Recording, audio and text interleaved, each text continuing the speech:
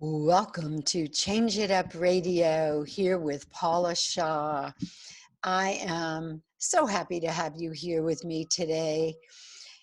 We are in the middle of COVID-19, aren't we?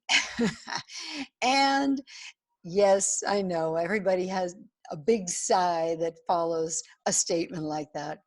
Yes, we're in the middle, or maybe we're 3/4 of the way through or almost near the end. But we're doing great here in California. I'm so proud of us. And my hat is off to everybody who has done the responsible thing and who is doing all they can to stay safe and keep others safe. Isn't that a really huge piece of all of this? We don't just want to stay healthy ourselves, we want to keep others healthy.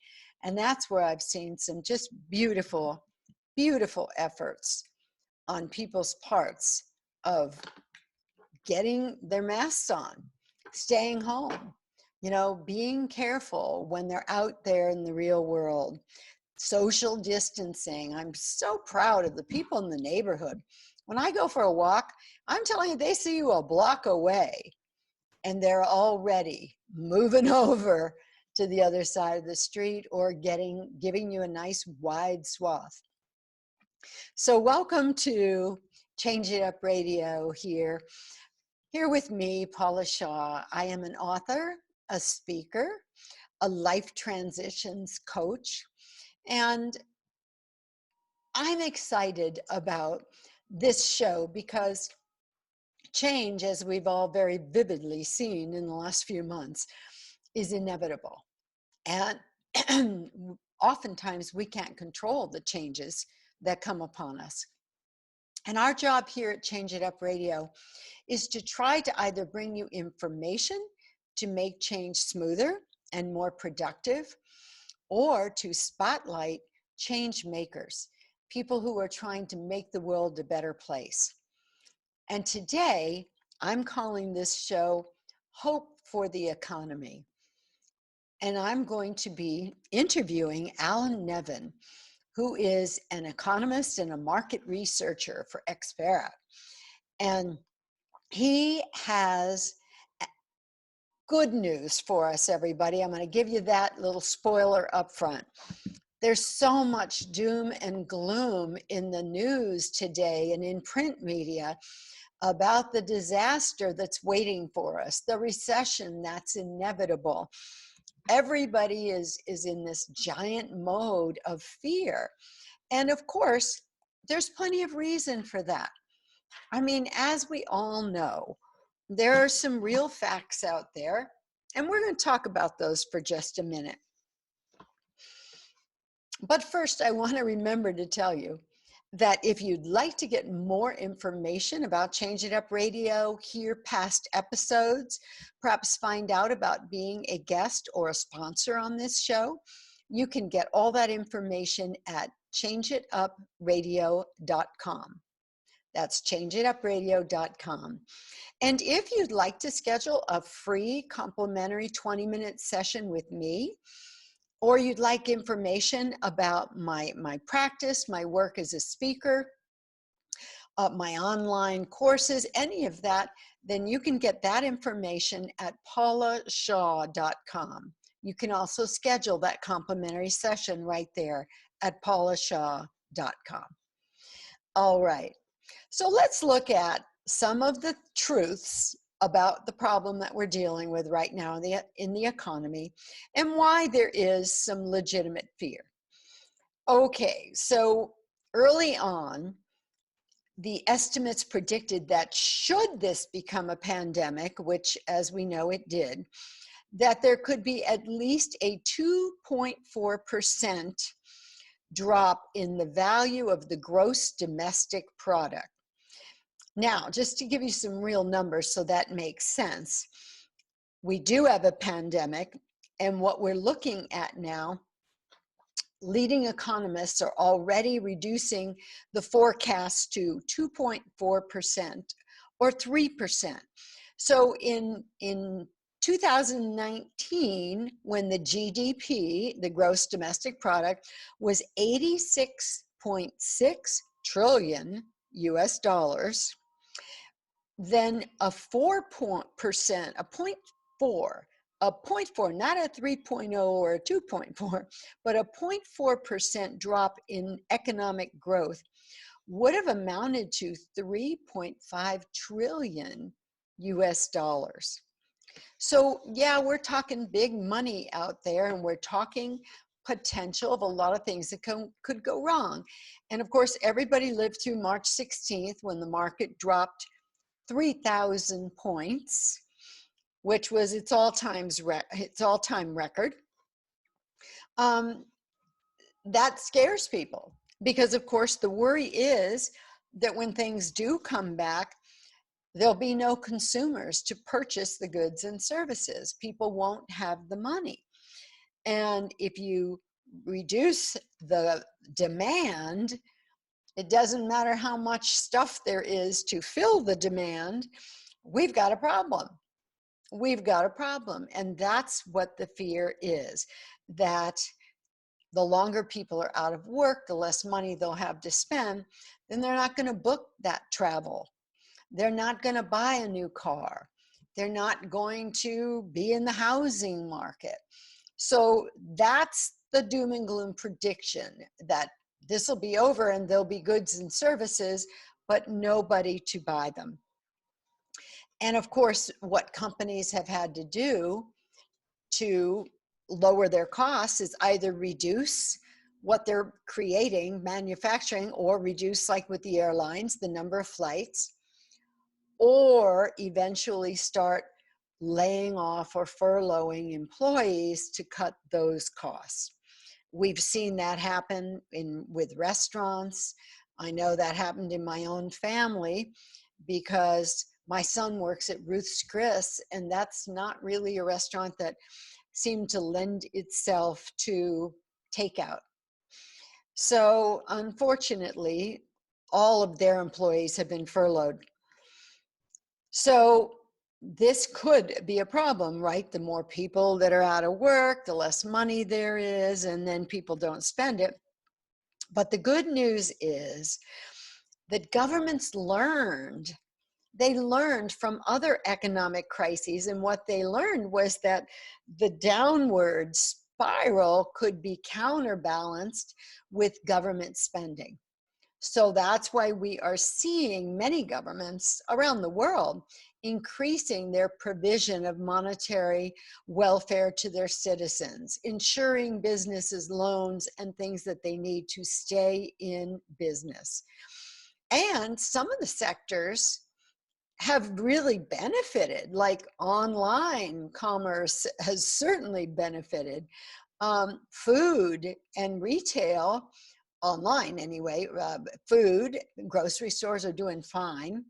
The healthcare industry is in a so-so place because everything was geared for COVID.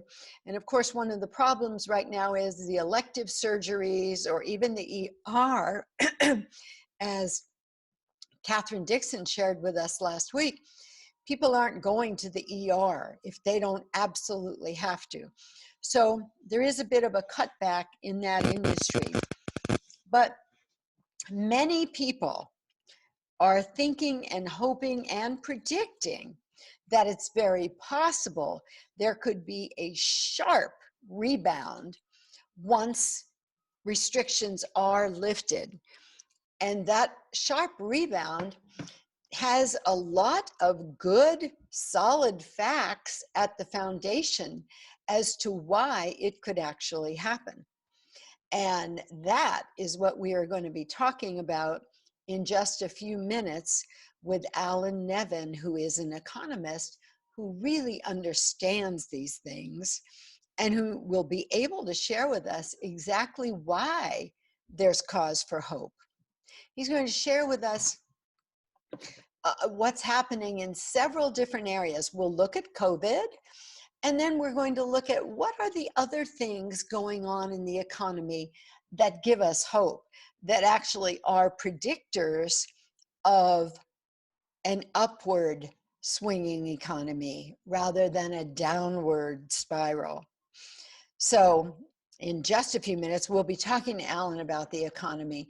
But I would like to say to you, if you're somebody who has been suffering some stress and some anxiety about your fears of what could lie ahead with the economy, I want you to remember that a huge percentage of the things that we worry about never take place. And I want you to try to bring yourself into this moment, because right here, right now is actually the only thing we really have. Only this moment. We're only alive right here, right now. Everything else is past or future. So bring yourself into this moment. Take a breath and think of something in your life that you're grateful for. Think of something in your life that gives you total joy. Think about a place that you love to be and take a breath with that. Breathe into each of these positive visions. I like to keep a Rolodex in my mind of pictures of babies and puppies and things that are always good to make me smile. And I'm sure you have some of those kinds of pictures too, or moments in your life that always light you up every time you think about them. Let's try to stay focused there. And one other thing, anxiety and fear lives in what if thinking, and it lives in the future. It doesn't even exist in the moment. It's like, what if I get the virus? What if I don't have enough money to live? What if someone I love dies? So a little tool that's very handy for helping to alleviate that anxiety is turn the what if into what is. So what if I get the virus? Today I'm healthy. What is true today is I'm healthy. What if I don't have enough money? What is true today is the rent is paid, the mortgage is paid, there's food in the cupboard. That's what is. Stay anchored in what is, my friends, and it will go so much more smoothly for you during this time or any other time of your life. Only right here, only right now is real, and only right here are you alive. So thank you for joining me with this precious moment of your life. And we'll be back in just a moment with Alan Nevin to give us some good news about the economy. We'll be right back. Okay. Welcome to Change It Up Radio here with Paula Shaw. We are talking about the economy today. It's been a subject a lot of people have been concerned about. And my guest today is Alan Nevin, who is an economist. He is a Stanford graduate, and today he works as Director of Economic and Market Research at Expera. He has a huge background in real estate development, investment, and market research. He serves the legal and insurance communities with valuations, market supply and demand, and economic loss analysis. His book, The Great Divide, focuses on the future of the U.S. and the industrialized nations of the world. Bottom line, my friends, this man knows what he's talking about. He knows the economy, and he's going to talk to us today. We're going to do something we've never done before on Change It Up Radio. We are going to do some screen sharing with Alan, and he's going to be sharing slides. So those of you who see this on Facebook or who watch the video after will get to see Alan's slides. But for those of you who are just going to be listening on audio, we will be making sure that we describe the slides so you know what we're talking about. So, Alan, please join me. I am so excited to introduce you to my listeners. And you will all enjoy very much getting to meet Alan Nevin. There he is. Hi, Hello there. Alan. Hi, Paula. Good to see you. Same here. Thank you. And you know what? I'm having a little difficulty hearing you, Alan. Can you? I can talk louder. That's it. All Yes. right. Good. We didn't even have to worry about fixing technology. We just had to No. go right to the voice box. Okay, Alan. So I've been talking a little bit about the naysayers and the doom and gloom folks out there.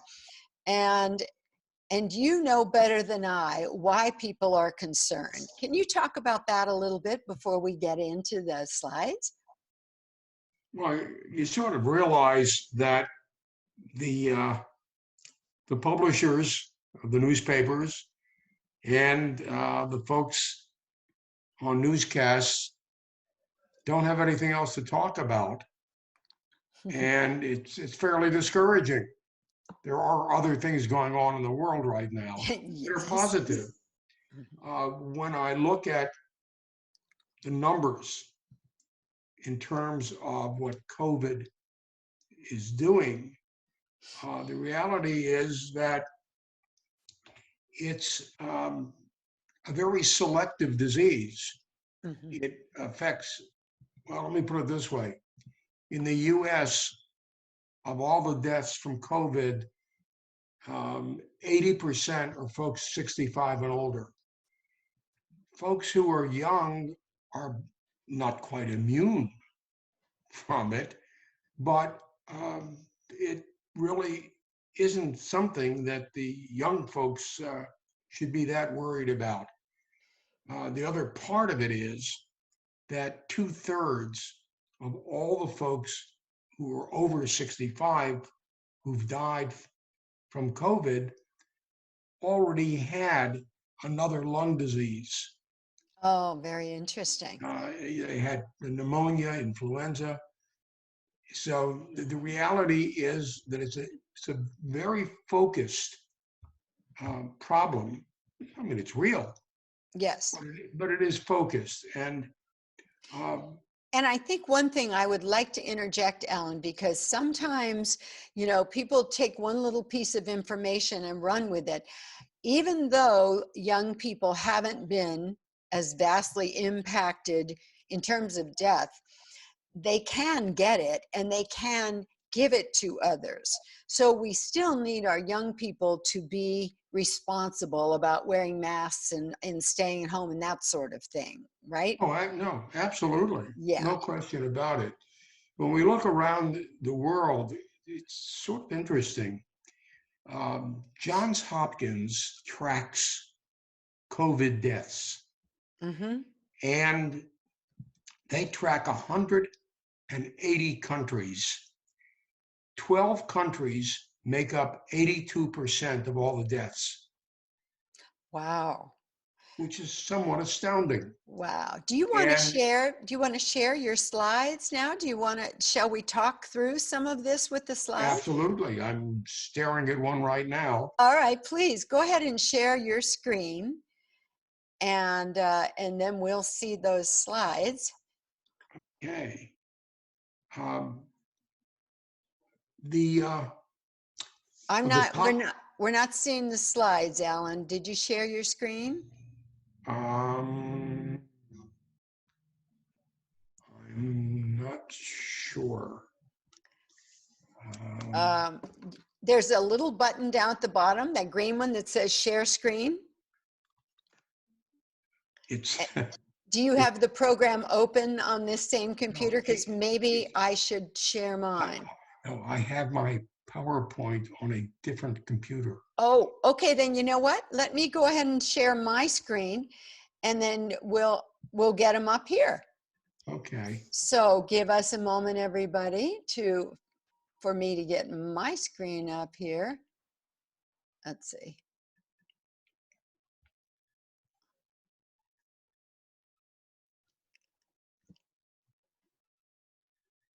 Okay, I'm just going to go to, are you seeing, oh, Okay. Yeah, very good. All right, go ahead with that one then, Alan. Right. Why don't you go down a couple to get to the one I'm talking about now? Okay, let me just put Number this, 7. oops, wait a minute. I will do that in 1 second. I'm just going to put this on slideshow so they can see the Very slides a good. little bigger. There we Oops. go. Oh, here, I'll just skip ahead. And you let me know when I get to the one you want. Yeah, there we go. You're right. Okay. You're perfect, Paula. Okay. Yeah, because when you look at the top 12 in terms of deaths, it's somewhat fascinating that 8 of the top 12 are in the European Union or Great Britain. Right. So it's highly, highly concentrated. We here in the US have had, as of yesterday, 52,000 deaths out of a population of almost 330 million people. So the deaths per million are 160. No, it's not glorious, but the reality is that you have to take it within the context Mm-hmm. of how many Exactly. people we're dealing with and how many actually have died. And then when you recognize that most of those who've died already had a debilitating disease, it gets it more into perspectives. Yes. And when you look, for instance, at China, even if they're not perfect in terms of reporting their number of deaths, you can see that they pretty much conquered it by a massive crackdown Mm-hmm. in terms of keeping their people safe. And the same is true in Japan and Korea. So those 3 have already conquered it, if you Wow. will. Mm-hmm. And Germany did a very good job of it, as has Canada. So, and Mexico's figures are not to be believed, so I wouldn't worry about it. But the basic point is that we caught on to it late. If we had caught on to it 30 to 60 days earlier, we'd have been way ahead of the curve right now. Yes. It's unfortunate. It is Um, unfortunate. Do you want to look at the next one here? yeah, why not? Why not? Okay. So And this one, and let's be sure we remember to describe to our listeners what we're seeing. yes, what you're seeing here or hearing is a slide that shows the major COVID centers in the United States, because there are 4, 6, 8 metropolitan areas, only 8, that account for virtually half of all the deaths in the United States. This is a very unusual disease. It is a cold weather disease.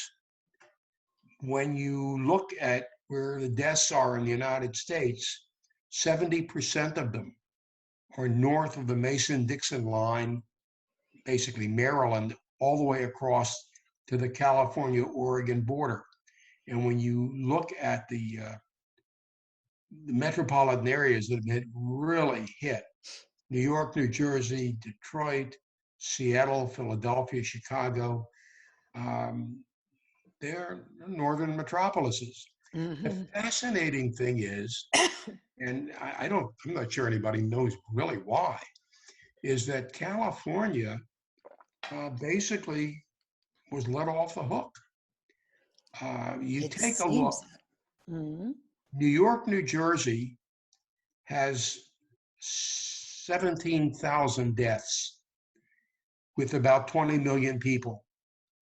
Los Angeles, in the 6 counties of Southern California, has the same number of people as New York, New Jersey metro. They only have 1,400 deaths, and that's as of yesterday. So you're looking at a situation where Southern Los Angeles area has like 8% of the number of deaths of New York, New Jersey. It And is part of that, Alan, because we just locked everything down so quickly, or did they also lock it down quickly, but it's the cold weather problem? Uh, the answer is they locked it down ahead of us. Oh, Um, the the really big factor, I think, has to do with transportation, ah, because in New York, an enormous percentage of the population takes the subway good point. or other forms of mass transit to work. And of Hmm. course, in Southern California, hardly anybody takes mass transit to Exactly. work. So that's a big part of it. The Yeah, I other have a thing that, point. what other thing that I find very fascinating is Northern California, which also has about 20 million people in their 9 counties that stretch all Hmm. the way up north to Sonoma, down to Santa Clara, east to Alameda and Contra Costa. The entirety of Northern California, there are only 277 deaths. Wow. Oddly enough, there are only 20 deaths in the city of San Francisco, which is very mass transit, high density oriented, Yes. and yet maybe the people took it more seriously and started Yes. wearing masks earlier. I don't know the answer. All I know is that California basically has got off the hook. Wow. Well, I'm certainly glad about that, and I'll bet you are too, since we both live in California.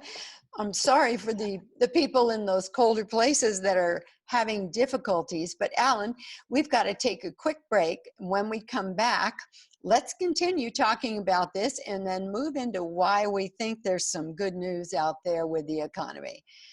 All right, everybody, we'll Hey, be right back. okay. Okay, Alan, the truth is, we're going to be right back because there are no commercials that are going to be in this show. So I'm going to go ahead and bring it back and we'll just pick right up here. Okay. Welcome back to Change It Up Radio here with Paula Shaw and my guest today, Alan Nevin, who's an economist who is giving us a whole other perspective of what can be possible in our economy after COVID-19. Welcome back, Alan. Thank And you. we are doing something unusual today. We're actually sharing a slide presentation because we're also live streaming this show. So, Alan, shall I move to the next slide here? Sure. Uh, Okay. the next few slides focus on San Diego County, and I know your audience is far broader than that, but it's a wonderful example in terms of analysis. The slide I'm looking at has the top dozen zip codes for confirmed cases, and there are 90 zip codes in San Diego, but just a dozen of them have 40% of all of the confirmed cases. And within the county is sort of divided halfway between north of Highway 8 and south of Highway 8. Mm-hmm. Um, Basically, about more than 40%, pushing 50, are south of Highway 8. The north part of the county hardly has had any confirmed cases.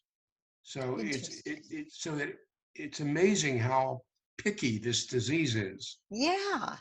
And we don't really have any indicators of why that particular situation exists, right, Alan? Well, to the extent that the statistics so far are showing that most of the confirmed cases and the deaths are folks over 60 Ah, who typically are obese, have high tension, are just uh, not doing well. They have a they have preconditioned. I see. So these it's not the guy or gal who are in their 20s or 30s or even 40s. It's a very select population. I see. So Okay, so so now when you whoop, we went backwards. You want to go back the other way? I went backwards. Uh, I want to go the This, next. let's see, you Oh, want to go to we the, saw that already. I'm sorry. Let's go to there we go. Uh, deaths by age group in San Diego County, somewhat astounding.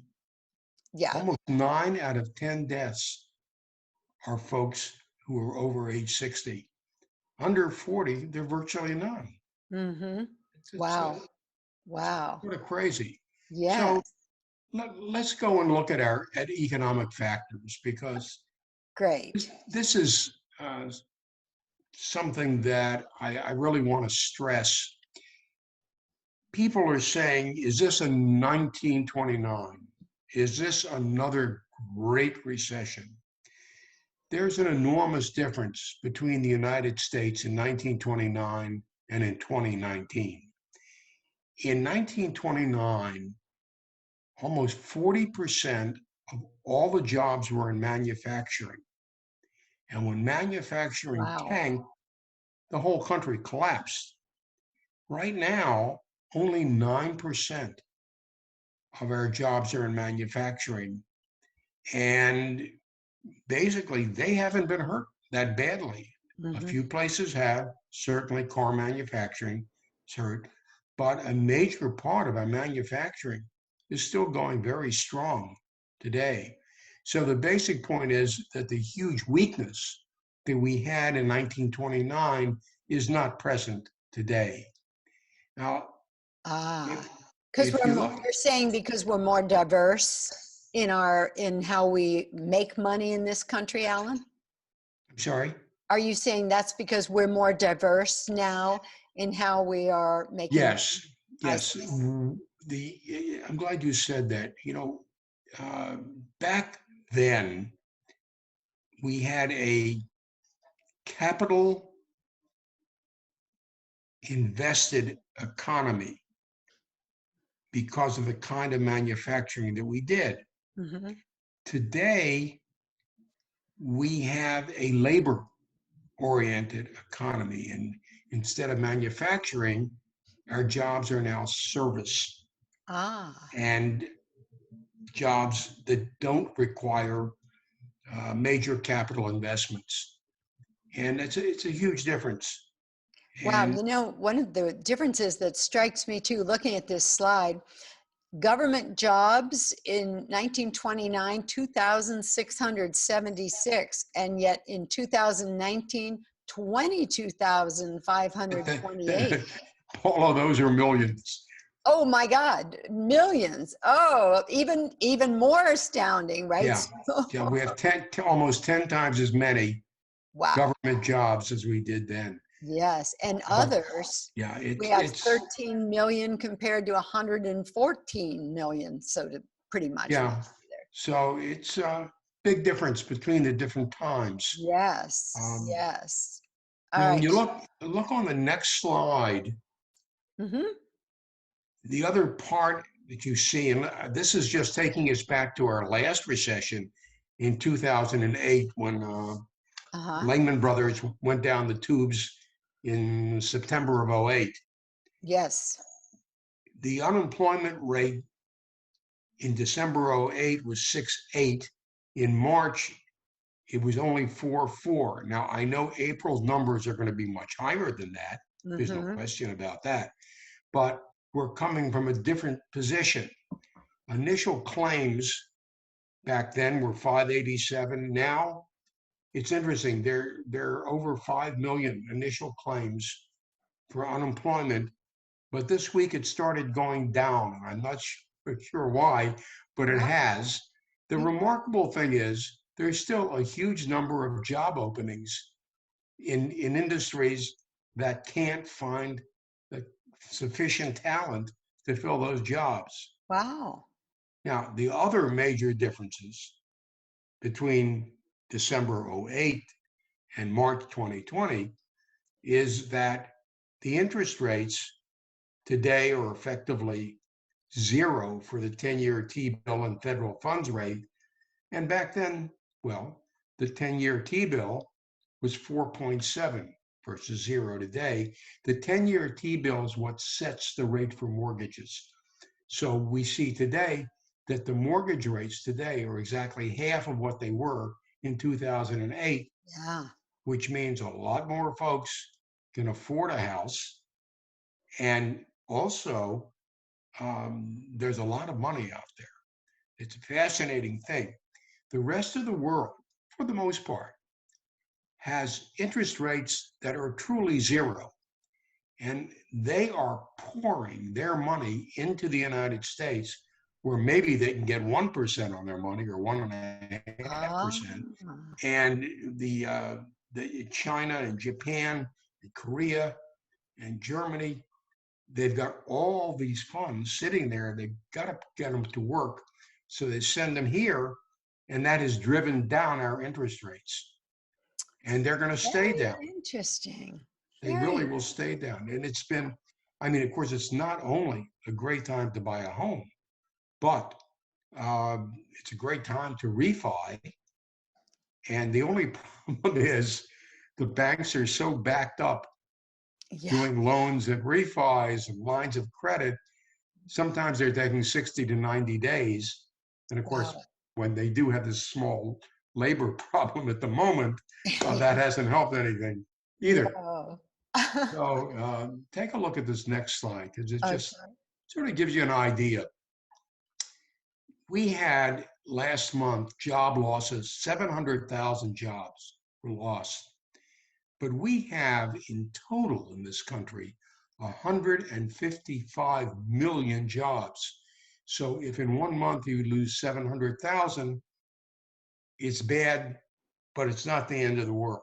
Mm. And I know the unemployment rate is going to go up, but I have to tell you, the numbers may be suspicious to the extent for, for a couple of reasons. Number one is the availability now of the payroll protection plan that comes out through the Small Business Administration. Uh-huh. So there's a huge number of people who are self-employed who are saying we're no longer employed, so they can get payroll protection plan. The other thing we don't really have a good grip on is how many folks in a two-job household may have lost one job, but the other one still has the job, and the one without the job files for an unemployment claim, Mm-hmm.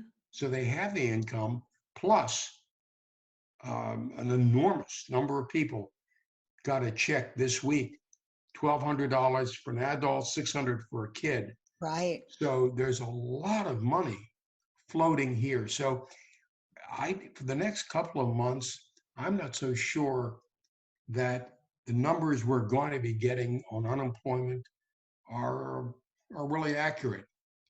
Now, let's go to the next one because, and this is a San Diego story that I'm very happy about, Mm-hmm. and that is that in our county, we have about 50% of our jobs in industries that are virtually unaffected Ah. by this disease.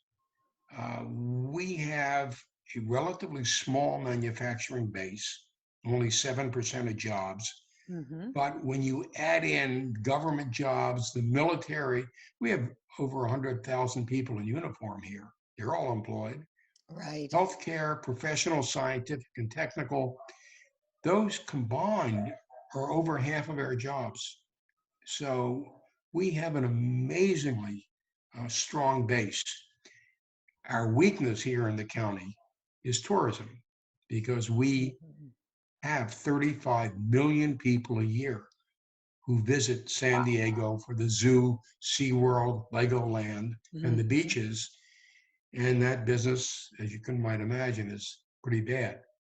But So, thank goodness for this diversity that we do have, because I know places like Las Vegas that are almost totally dependent on tourism are in real trouble.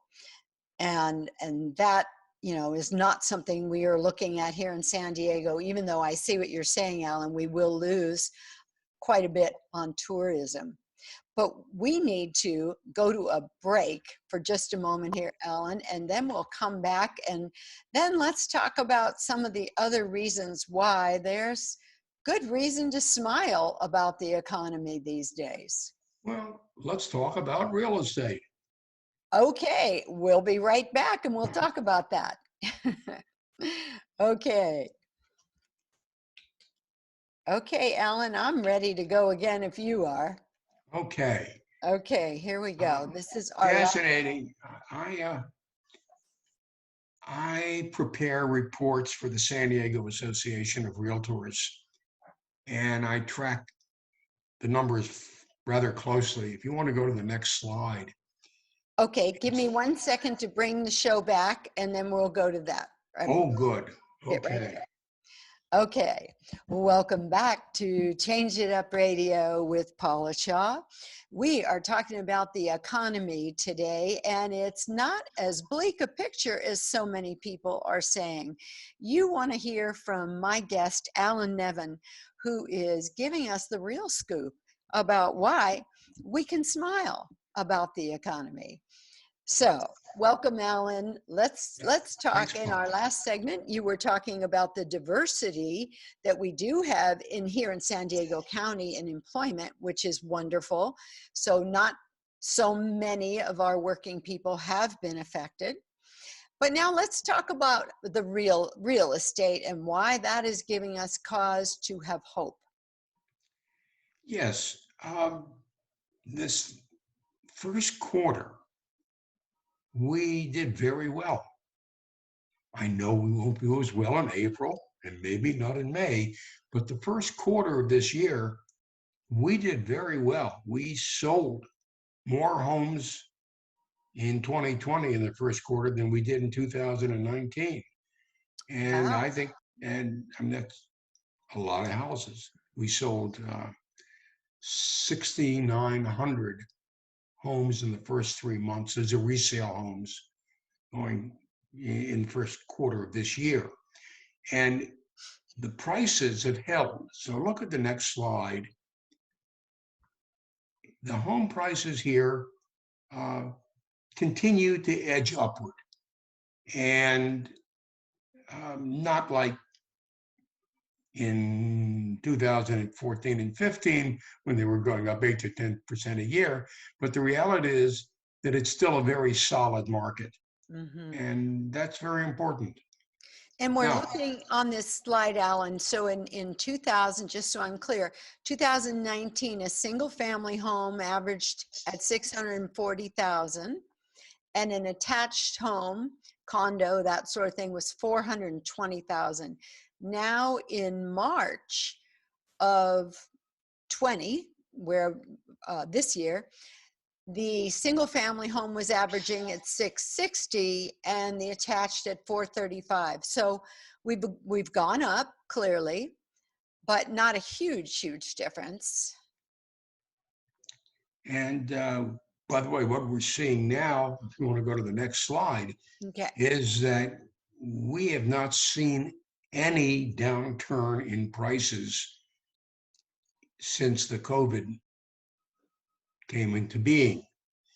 And what we're seeing, and this actually has been going on for more than a year, the number of homes on the market have gone down and down and down.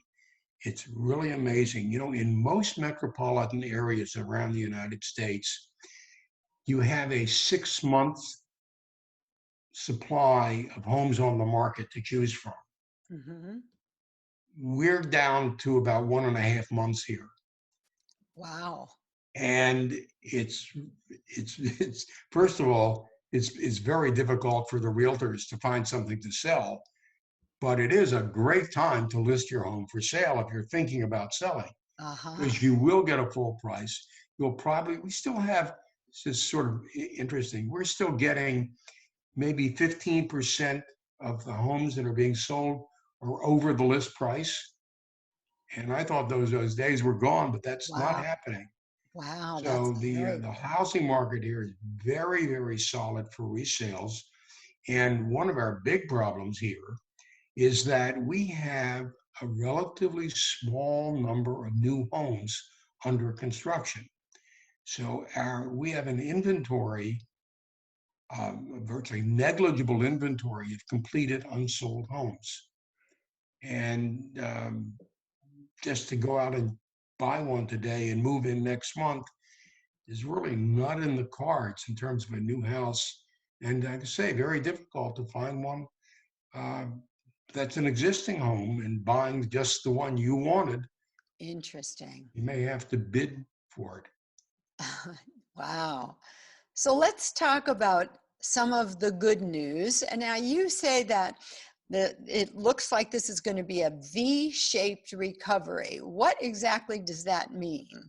And we're Uh, talking to, just so our listeners are clear, we're talking about once the restrictions are lifted and we're able to go back to normal life, or right. sort of You know, normal. the U-shaped recovery basically says that we're going to continue being down for several months before we come back. And that's not my position. My position is that it's going to be a V, that we're going to hit bottom, maybe end of May, and then start back up. And the second half of the year here, not here, nationally, I think will be very good. Ah. We are, we're tired of staying inside. And I think that's why the second half of the year will be dynamic. I say the natives are restless. Americans love to spend money. 2/3 of our entire gross domestic product is consumer sales. And that's what drives the economy. Mm-hmm. And there are people who are well employed, have very good incomes, and they're stuck at home. And that's not their style. So let me go over a few of the items that sort of make me very positive for the second half of the year. First, the home builders. The national home builders have very ambitious goals for 2020.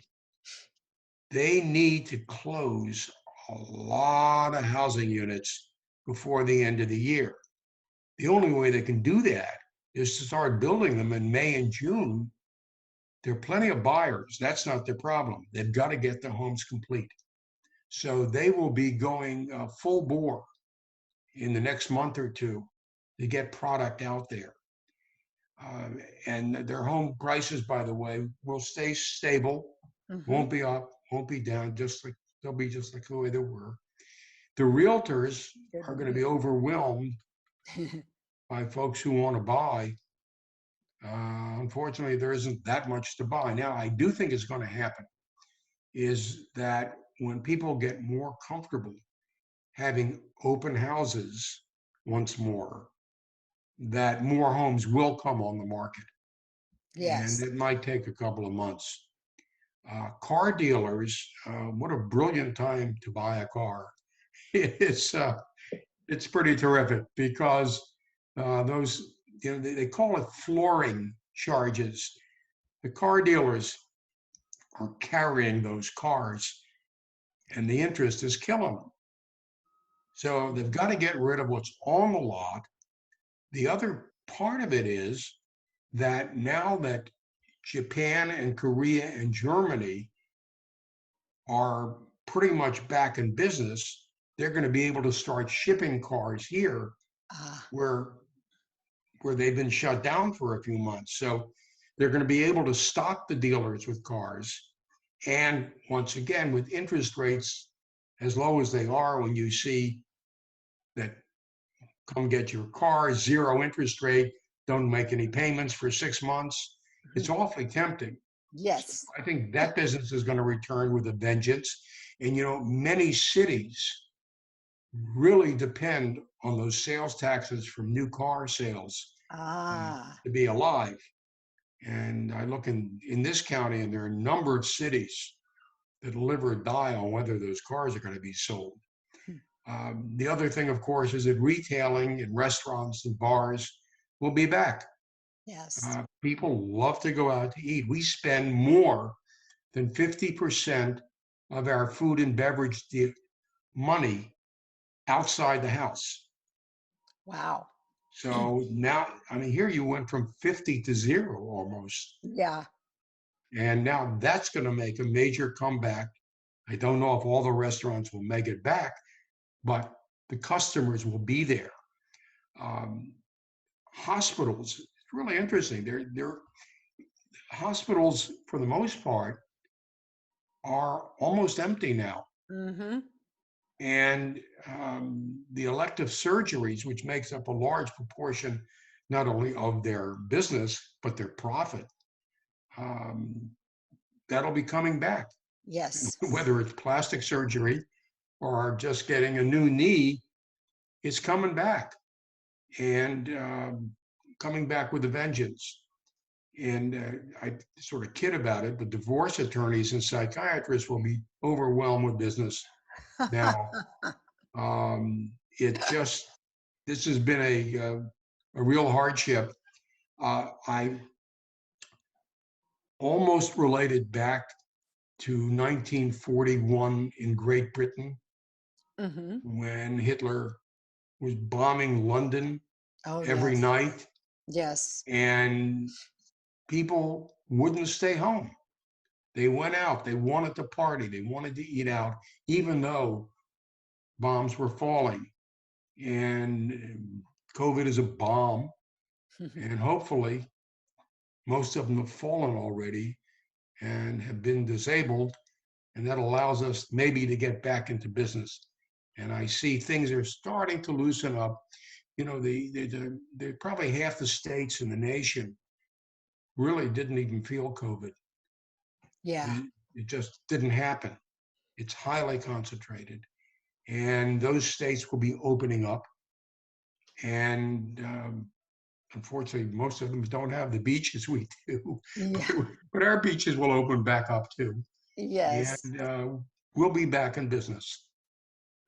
Well, Alan, I not only am I really glad to hear that, I'm sure a lot of other people out there are glad to hear that. And I really love the points you've made, you know, that people are going to want to sell their houses, people are going to want to buy houses. Car dealers are making great offers. The travel offers are huge already. So, you know, I feel what you're saying is so accurate, and I really wanted to share your optimism with our listeners because I think, you know, I don't know why in the back of my head I keep hearing happy days are here again.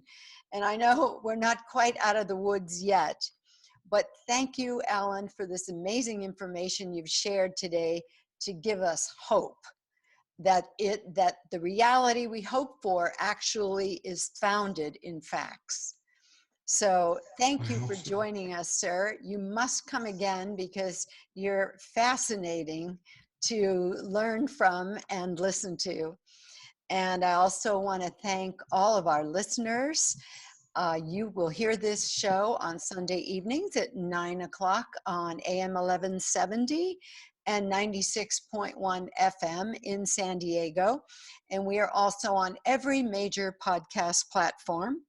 And of course, this show is being live streamed on Facebook and will be shared onto Instagram as well. So thank you all for being here. Thank you, Alan, one more time for sharing the good news. And you stay safe and take good care of yourself. You too. All righty. Bye-bye.